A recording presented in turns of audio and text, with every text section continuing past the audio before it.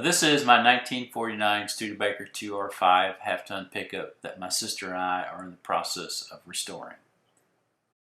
Today I wanted to discuss some differences that I found between the heater core on my 2R10 parts truck and my 2R5 project truck.